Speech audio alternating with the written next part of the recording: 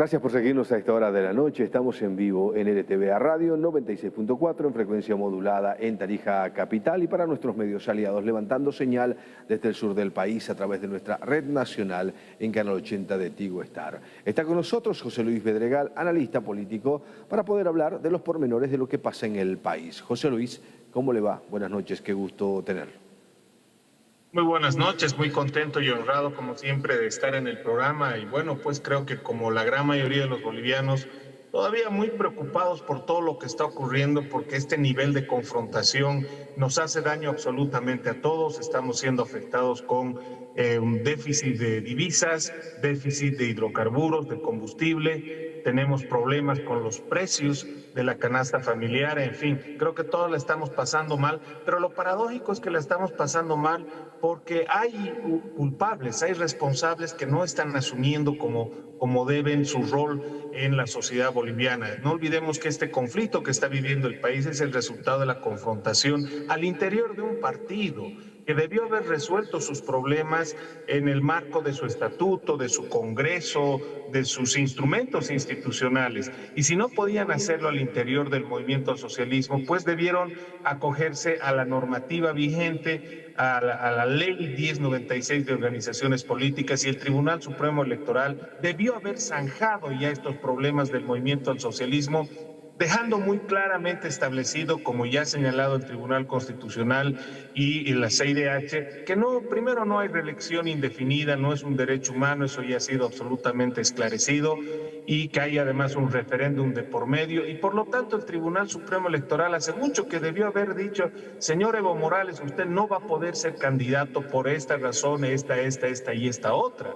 En segundo lugar, se le ha ampliado 5 veces el plazo para que renueven su directiva. O sea, es decir, el Tribunal Supremo Electoral ni siquiera ha respetado sus propios plazos, sus resoluciones, etcétera. Las ha ido ampliando para darle todas las facilidades del mundo al MAS. Y ahora estamos en este problema a causa de todo ello, cuando debió haber sido categórico, sancionarlos y de una vez por todas ya el MAS debió haber perdido su personería. Como las instituciones no actúan como deben, lastimosamente nos llevan a este tipo de escenarios de confrontación donde ahora todos los bolivianos, la economía de los bolivianos, la paz social de los bolivianos, la seguridad, el derecho a transitar, el derecho a la educación, a la salud, etcétera, todo está siendo violentado por dos grupos de bandas al interior del movimiento al socialismo que ante la ausencia de institucionalidad democrática, por supuesto, están haciendo lo que les da la gana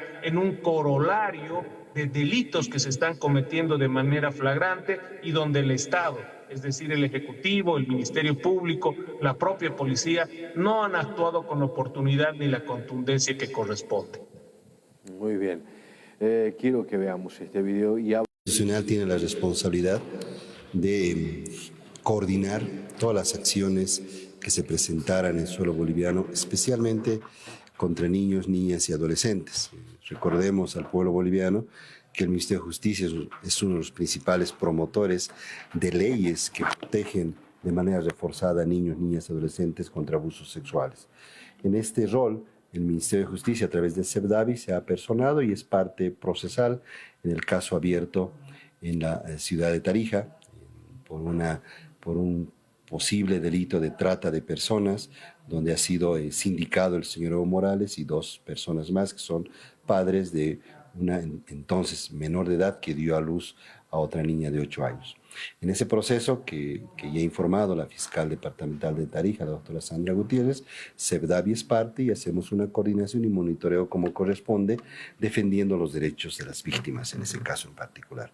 Pero también hemos recibido información de casos abiertos en Cochabamba. El día de hoy yo he pedido información a la Fiscalía Departamental de Cochabamba y al Fiscal General para que nos puedan informar sobre esos casos abiertos, que también son de interés del Ministerio de Justicia, reitero, porque involucran a niños, niñas y adolescentes.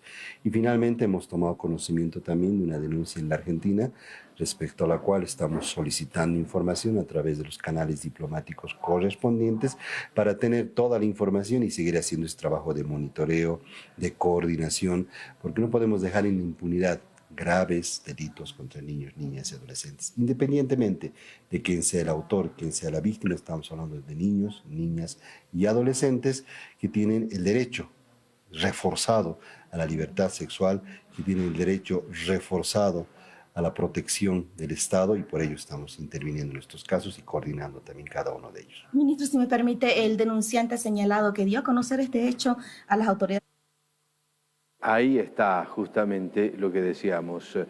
El gobierno compromete ayuda al gobierno argentino, pero ¿cuánto tiempo pasó desde que se denunció a Evo Morales, desde que se emitió la primera orden de aprehensión, desde que se hizo un show mediático acá en Tarija con la situación de declaración? Hay una persona con detención preventiva que no es el directo involucrado, pero el directo involucrado está libre, está en el trópico, está ocasionando perjuicio al país. José Luis. Es que es una irracionalidad lo que ocurre en Bolivia porque las instituciones no actúan como deben. Bien lo has señalado y lo has remarcado. El directo involucrado está libre generando conflicto y cometiendo más delitos, apología del delito, obstrucción a la investigación, alzamiento armado, llamamiento a la violencia, en fin, o sea, y a pesar de eso, él está libre transmitiendo sus mensajes a través de los medios de comunicación en una supuesta huelga de hambre, y el padre de la menor con la que tuvo relación está preso. Es decir, la justicia en Bolivia actúa realmente muy mal, de una manera absolutamente discrecional, y el Ministerio Público lo otro. Eso es lo lamentable. Estamos en un estado donde todo está funcionando muy mal.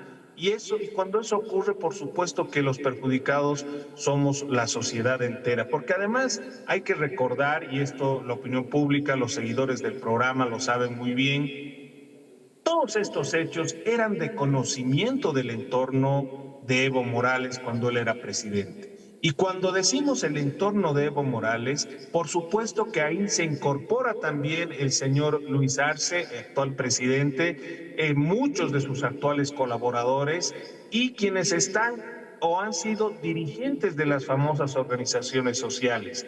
En este momento, la principal acusadora, que es una ex dirigente o dirigente de las organizaciones sociales vinculadas al movimiento al socialismo, dijo con claridad: nosotros fuimos a visitarlo a Argentina y había 3 o 4 menores de edad que vivían con él. ¿Y por qué lo dice recién ahora? ¿Por qué no lo dijo en su momento, cuando ella comprobó que Morales estaba viviendo con menores de edad en Argentina?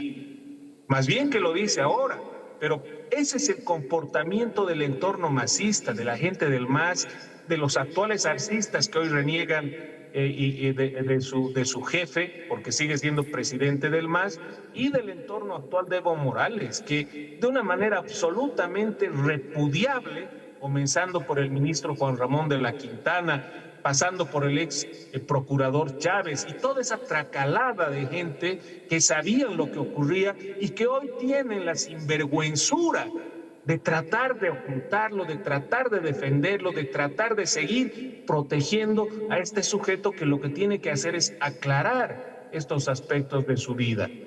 Es lamentable cómo ha caído la política en Bolivia a causa justamente de esta pérdida de valores de lo que en su momento ha sido seguramente la organización política más grande de esta etapa de la historia de Bolivia. Pero miren cómo se ha degenerado. Este ya no es un problema de orden político, este ya es un problema de orden moral, donde lo que estamos viendo son dos bandas enfrentadas unas a otras, pero que además han perdido el mínimo resquicio de valores morales. Y eso, la ausencia de esos valores, de esta construcción de una cultura de los antivalores que el MAS ha enseñado a partir de esos mensajes de su propio presidente, digo presidente del MAS y presidente del Estado en su momento, cuando decía que un joven cuando embaraza a una mujer tiene que escaparse o se escapa al cuartel, o que él cuando se retire, lo decía públicamente, iba a irse a Suchaco a poner un restaurante con su quinceañera. Y claro, las dirigentes mujeres del MAS, las diputadas, senadoras, supuestas activistas de los derechos humanos o luchadoras por la equidad de género, solo se reían y aplaudían lo que decía descaradamente este sujeto que por lo visto en su vida efectivamente lo que hacía es abusar de menores. Y si no es así, pues entonces él tiene la responsabilidad de limpiar su imagen, porque ya su imagen a nivel internacional está por los suelos, y lo que correspondería es que muy fácilmente demuestre que él no ha tenido descendencia, no ha tenido hijos, no ha ocasionado abortos, porque él no es culpable de estas acusaciones. Una prueba de ADN es suficiente. Sería tan fácil poder encontrar la verdad de todo esto, pero claro, Evo Morales prefiere bloquear justamente para que la impunidad se siga imponiendo en Bolivia. Muy bien. Este otro video que refleja ya el descontento social de la ciudadanía también con las autoridades prorrogadas. Veamos, por favor. Se están queriendo privar de mejorar una justicia que usted, señor Gonzalo Hurtado, la pudrió. Realmente usted no sirve, señor Gonzalo Hurtado. Y desde acá le decimos que lo rechazamos, señor. Lo declaramos persona no grata en la ciudad de Trinidad y seguramente en el Beni van a hacer lo mismo. Usted, señor, ya no es querido acá. Me disculpa porque usted fue una vergüenza para el Beni. Le dimos el voto de confianza para que cambie la justicia y lo único que hizo fue enriquecerse. Y vamos a ir hablando poco a poco. Tenemos acá las pruebas que poco a poco hasta sus amigos me hicieron llegar. Filmaciones, videos, expresiones de usted, señor Gonzalo Hurtado, con respecto a la justicia, donde usted maneja con una llamada. Imágenes y videos desastrosos de usted y lo vamos a hacer público. Y vamos a hacer 10 copias y vamos a pasarla.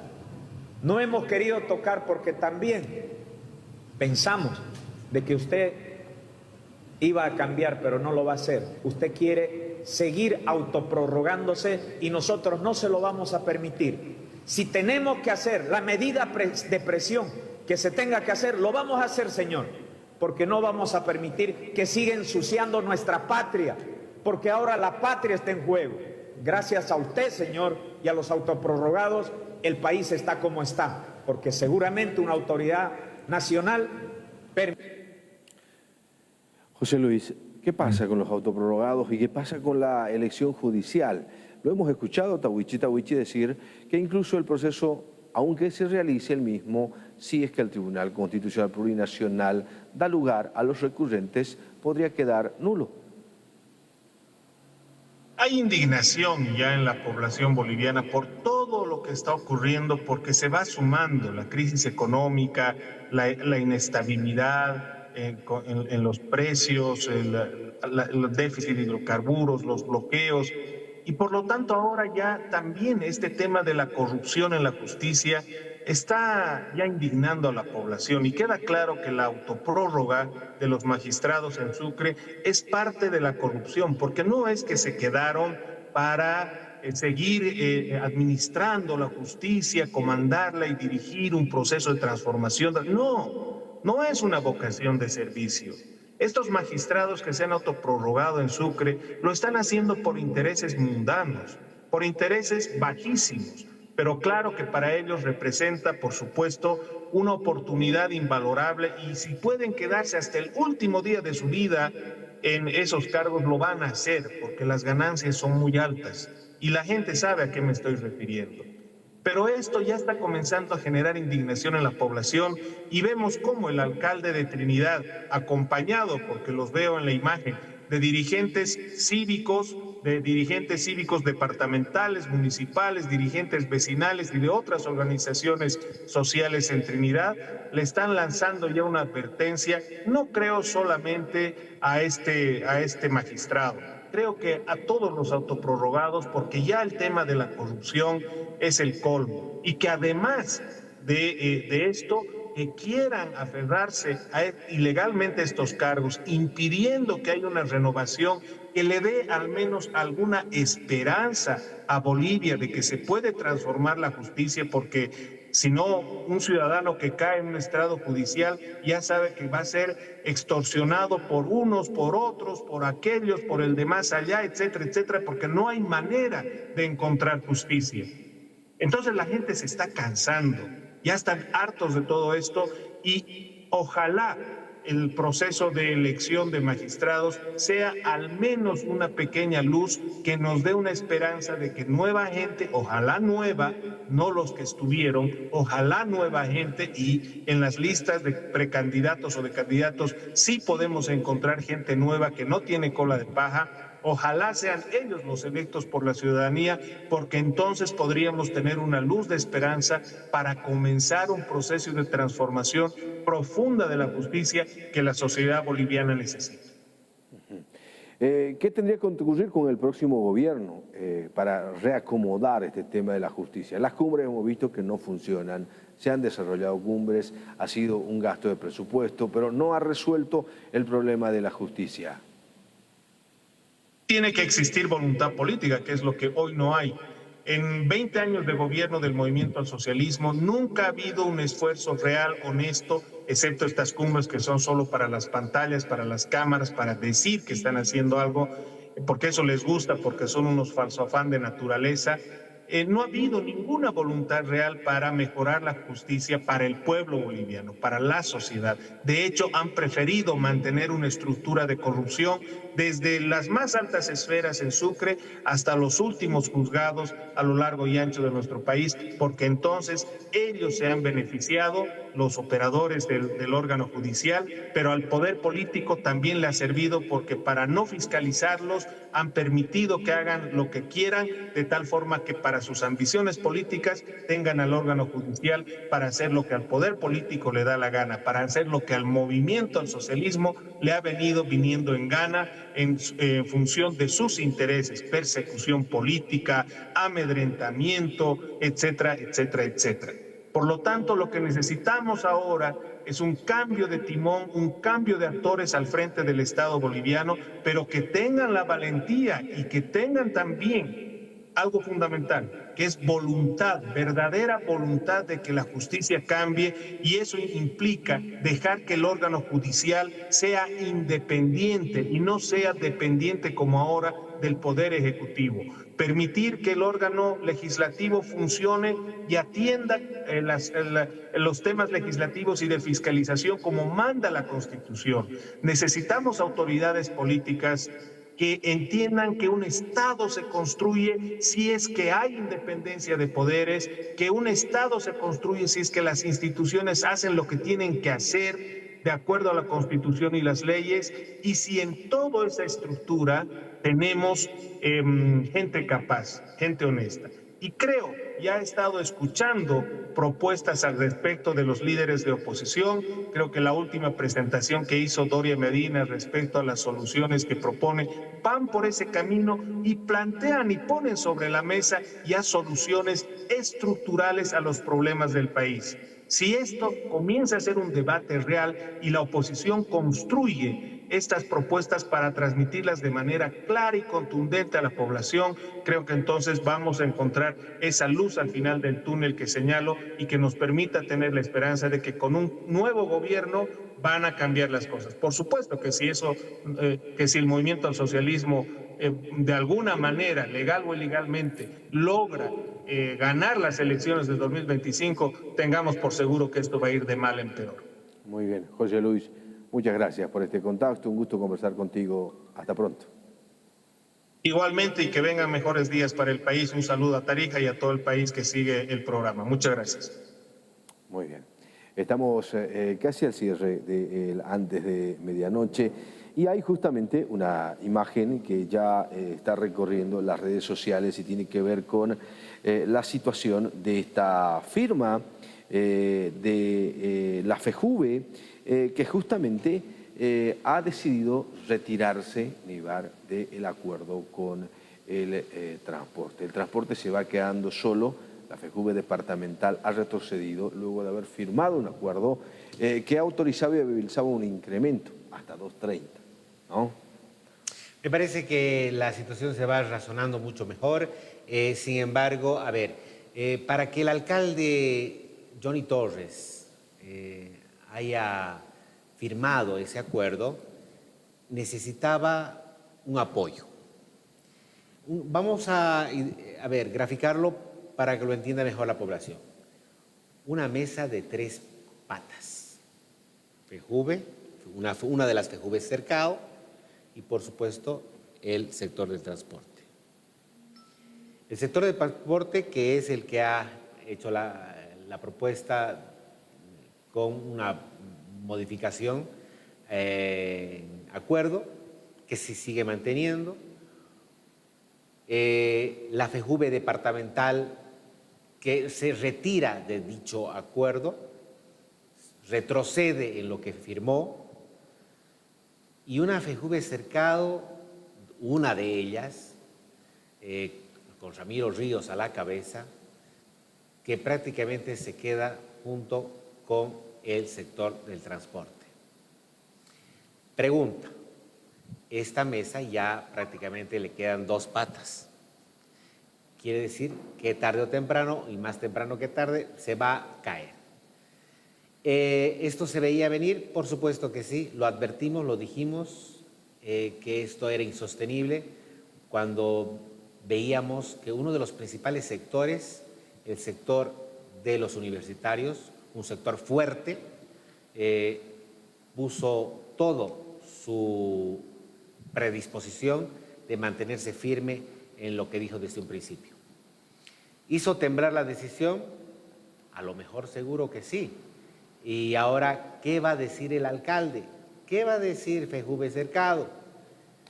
Por supuesto, no te queda de otra que retroceder. Ese es, a mi parecer, en el análisis. Esta es la carta que tenemos en pantalla, justamente.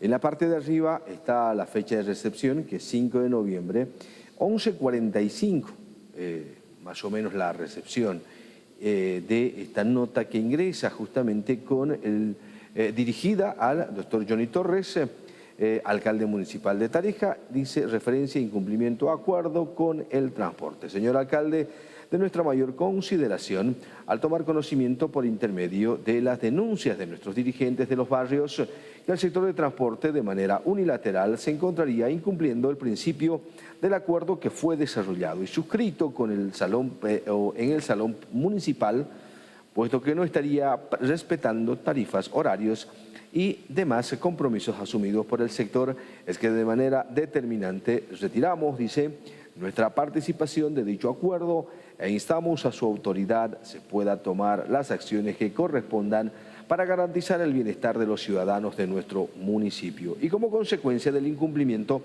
solicitamos se inicie de foja cero el diálogo con un nuevo escenario con condiciones que sean claras y que vayan de acuerdo a la realidad económica de nuestra población. Por tanto, señor alcalde, es que solicitamos no se emita ni suscriba ninguna resolución en relación a la actualización de tarifas del transporte. En caso de no atender nuestra solicitud, haremos respetar los derechos de nuestros vecinos por la vía que sea necesaria. O sea, es una carta al margen de retirarse del acuerdo amenazante. O sea, no, es una carta de decir, si usted no solicita lo que estamos pidiendo, ¿no? Vamos a asumir otras medidas, y otras medidas la movilización, la marcha, la protesta, cuando ya hemos tenido protesta. Pero me quedo con esta parte. Podría ser una carta de amenaza claro. O podría ser una carta de advertencia, ¿no? También. Pero lo cierto es de que recordemos que leímos en otro programa de la anterior semana justamente estos acuerdos en los cuales no estábamos de acuerdo con muchas cosas, o no es que no estábamos de acuerdo, sino que había más incertidumbre que cosas claras. Y entre ellas, la unidad de controversias, ¿se acuerda? Bueno, esta unidad de controversias tenía que haber recepcionado ya esto. No sé si se ha creado, decía crear, decía, ¿no? Crear, y justamente bueno, claro, decíamos... No sé si se habría creado. No se ve en ese documento plazos. Claro. Entre los plazos justamente... Ahora, me quedo con esta parte, Níbar, a ver, dice, piden que se inicie de foja cero el diálogo, dice, con un nuevo escenario en condiciones que sean claras. O sea, las condiciones anteriores no han sido claras. ¿no? ¿Qué pasó que no fueron claras? Claro, y dice, y vayan de acuerdo a la realidad económica de nuestra población. O sea que antes no la tenía clara. O sea, deja mucho que desear estas dos frases. La postura. ¿No? Que dice la FEJUVE, con la cual pone como justificativo el retiro de este respaldo, ¿no? Yo siento, Nivar, de que acá los presidentes de barrios se impusieron al dedazo de la FEJUVE, por la que FEJUVE no convocó a ningún ampliado, ¿no? Ni a una reunión, ni siquiera creo de directorio, ¿no? Para decir, vamos a ir a negociar con el transporte y vamos a aceptar un alza. ¿Están de acuerdo, señores presidentes? Porque reitero, este conjunto de organizaciones que hace la Federación Departamental de Juntas Vecinales no es una persona que toma la decisión, ¿no? Es prácticamente el conjunto, ¿no?, de votos que pueden hacer que el presidente asuma una posición institucional de los barrios, porque la que llevó don Celestino fue de la directiva, póngale así, que haya reunido con la directiva lo haya apoyado a Celestino Barrio, ¿no? Fue de la directiva, pero es más, aquí ni la directiva lo respalda a Celestino Barrios. Claro, y esto se venía a venir tarde o temprano, por eso les digo, porque, mira, esto ha hecho prácticamente dilucidar a mi concepto que realmente el sector universitario tiene el sartén por el mango. Y yo les voy a explicar por qué el sector universitario tiene el sartén por el mango. ¿Quién no tiene en su casa un familiar, un pariente, un hijo, una hija que es universitario? Todos, en todos los barrios hay universitarios. Y son la mayoría. Lo que dijo la anterior vez un invitado aquí, dijo efectivamente el segundo ejecutivo de la Federación Universitaria local, que es el grueso. Y efectivamente así lo es. Por lo tanto, en su postura dura hicieron inmediatamente la queja a sus presidentes de barrio, esa es mi suposición, y fueron directamente a emplazar a la directiva de la FEJUVE departamental de Celestino Barrio, quien hoy no goza, al parecer, de la aprobación de lo que él firmó en su momento. Los presidentes de barrio estarán de acuerdo con esto que firmó don Celestino Barrio con su directiva. Bueno, por lo visto no. Por lo visto no. O sea, ya hay una posición. Y ahora la tiene más complicada el transporte. Y la tiene más complicada la alcaldía, porque cuando consultaba a la universidad decía, ¿quién fue en la reunión que solicitó el incremento? Fue el alcalde, dijo. Ni siquiera el transporte. Fue el alcalde que dijo que propuso. Esto es muy interesante, Never, porque prácticamente esto es lo más democrático posible. ¿De dónde se va a tomar la nueva decisión frente a esto que se respalda en una carta, ya sea amenazante o ya sea de advertencia? Justamente desde las bases, desde el conjunto de familiares, de vecinos que le han dicho a su presidente: no estamos de acuerdo que el presidente de la FEJUVE departamental haya firmado este acuerdo. Claro, y el hecho de empezar de foja cero significa que están desconociendo incluso el estudio presentado supuestamente, estudio, comillas, porque no hubo. Foja cero. ¿No? O sea, están desconociendo todo lo que se ha hecho. Todo. Del transporte, de la alcaldía. Y habrá que preguntar, ¿era o no era necesario insistir en que se haya hecho un estudio sobre el costo de las tarifas completo y no simplemente un estudio cuantitativo? Porque así decía, ¿se recuerda? Este es un estudio cuantitativo, o sea, de suma y de resta, nada más. Ninguna otra variable tenía sentido aplicarlo, supuestamente, en este estudio, ¿no?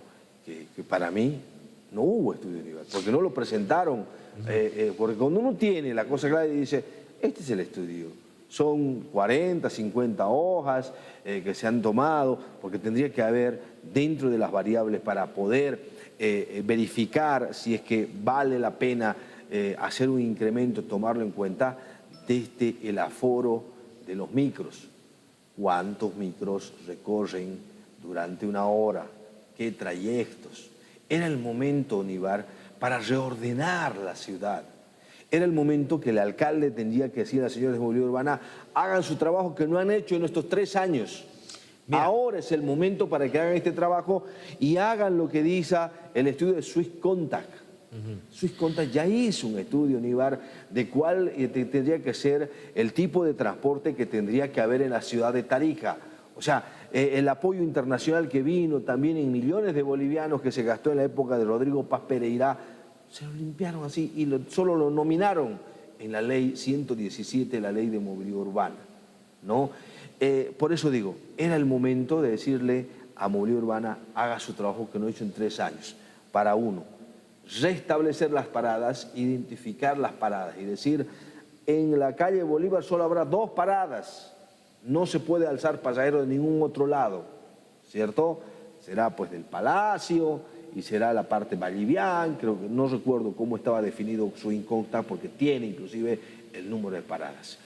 Estos tipos de transporte no puede ingresar a la ciudad porque no es un transporte masivo. No es un transporte masivo. Los toritos, los vehículos pequeños no son un transporte que ayuda a descongestionar, ayuda a complicar la ciudad, ayuda a contaminar más la ciudad, porque no es aceptable tener 15 vehículos en una cuadra a tener 2 que llevan transporte masivo, ¿cierto? Entonces era el momento, Onívar, de aprovechar, de reordenar, de verificar si las líneas están cumpliendo con todos los barrios, no están cumpliendo, hacer un seguimiento. Y tendrían que haber puesto incluso un personal para ver cuánto le toma en trayecto a un micro y cuántos pasajeros sube en determinadas horas, porque tendría que hacerse un aforo por hora para decir: esta hora es donde hay más pasajeros, esta hora donde hay menos. Entonces, por consiguiente, en la hora que hay más pasajeros hay que enviar más vehículos, ¿cierto? En la hora que hay menos pasajeros hay que tener más espacio y ver de que obviamente diversificar el transporte. Pero no se ha realizado. Es elemental hoy preguntarse lo siguiente, a partir de esto que ha movido el piso, de lo que anterior semana estábamos diciendo: bueno, colorín colorando, el cuento se ha acabado, ya no hay más mucho que hablar del tema de la suba de precios en el sector del transporte público, nada que ver. Hoy vuelve a convulsionar el escenario y, por supuesto, la pregunta es: ¿cómo se va a respaldar lo que hizo el alcalde? El alcalde firmó. ¿Quiénes tienen que salir? Secretaría de Movilidad Urbana. Para mi punto de vista, tiene que salir a dar la cara. Tiene que salir concejales de la línea del Ejecutivo a respaldar lo que hizo el alcalde. Por supuesto que sí, porque por ellos también tenía que pasar este tema de los datos, las cifras y todo lo que ha dado la hoja de costos. Pero al parecer concejales, al parecer secretarios que en su momento posaron para la foto, hoy no han dicho hasta ahorita nada. ¿Y mañana será que dicen algo? Tienen que decir. Hoy día el alcalde habló de transporte, volvió a decir que la petición de los universitarios era política, lo volvió a reiterar el alcalde. No salió el asesor de despacho, el jefe de despacho, ¿no? Martínez, que lo vimos furibundo en el video, de que encaró a los universitarios, ¿cierto? Salió a decir que es un tema político, o sea, mucho que desear de un funcionario público, que no es su rol, además, jefe de gabinete, o sea, reitero, el que tendría que estar, como usted dice, en la lucha, en la pelea de aclarar todos estos aspectos del tema de transporte, es el director de movilidad urbana, ¿no? El director de movilidad urbana tendría que estar en todas estas negociaciones, tendría que estar en todos los espacios de los medios de comunicación explicando ese estudio que han hecho. O tal vez don Paul Mendoza nos va a poder decir algo. No, secretario de Salud tampoco. Pues. No, pero él estaba frente a la foto. Pero tampoco, ¿no? O sea, por eso hay roles que no se deben de asumir a presión. O sea, no es bueno. Y cada funcionario tiene que abocarse a lo que está dirigido, ¿cierto? Entonces, habrá que esperar qué dice la alcaldía, como usted dice. Y habrá que esperar qué dice el transporte. ¿Lo va a frenar la alcaldía al transporte? ¿Tienen la capacidad para frenar, de seguir cobrándole? Mañana va a salir nuevamente Bolívar Urbana a hacer otro operativo para decir, ya no se hace. Mañana salen los universitarios. Mañana salen los universitarios no, y mañana... el jueves. miércoles y jueves. Mañana es miércoles. Claro, mañana por eso. Mañana sale los universitarios, el primera movilización de 24 horas. O sea, va a ser con bloqueo de arterias. O sea, el transporte público va a tener complicada para transitar, ¿no? Los universitarios han decidido salir a las calles. ¿La FEGU va a salir a apoyar a sus hijos? Por supuesto, eso es lo que se espera. Por eso, hoy pues, se convulsionó aún más la situación. Mañana tendremos panel acá. Mañana tenemos que tener Inicio panel. del programa, 9 de la noche hasta las 10, ¿le parece? Correcto, me parece muy bien, elemental tocar ese tema. Que tenga un buen descanso. Hasta mañana. Vamos a buscarle tres pies al gato.